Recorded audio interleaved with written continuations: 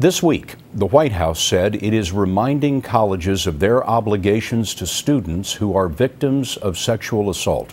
Some young victims of rape may not reach out to the police, so federal law requires colleges to help. But Maurice DuBois found that many students feel they've been abandoned. Sarah Tedesco was 2 months into her freshman year at Emerson College in Boston when she says she was raped by a student who lived in her dorm. You go and you report it to an administrator, and they victim blame you, and they ask you, what were you wearing? Why were you at an off-campus party? It's like, I'm here trying to come forward. I want you to be a little bit more compassionate with me, guide me through this process, and you're not guided through the process. What did they say to you?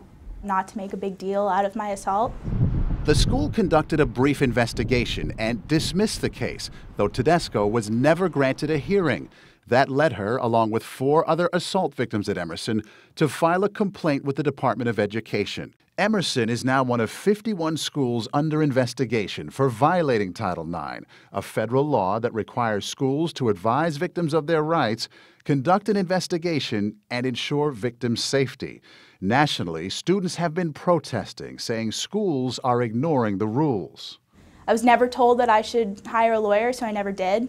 I was never told what Title IX was. I didn't know I had any rights. I think it's one of the ways that the federal government is lacking in enforcement. Colby Bruno represents hundreds of assault victims and works with universities to educate them on Title IX. If the school doesn't have a watchdog, then the school's gonna do what they want behind closed doors. The schools that get it right, what's the difference? What do they do better than the schools that don't? The schools pay attention. They pay attention to what students say. They pay attention to what the numbers say. They pay attention to what their federal requirements are. It takes a strong university to look at that and say, okay, we're going to do something about it. We're going to fix it. Sarah Tedesco just finished her sophomore year and is now advocating for other survivors. It's very emotionally draining. You just moved into college, and you should be happy and focusing on your future and not sitting in a dorm room crying at night because nobody's listening to you.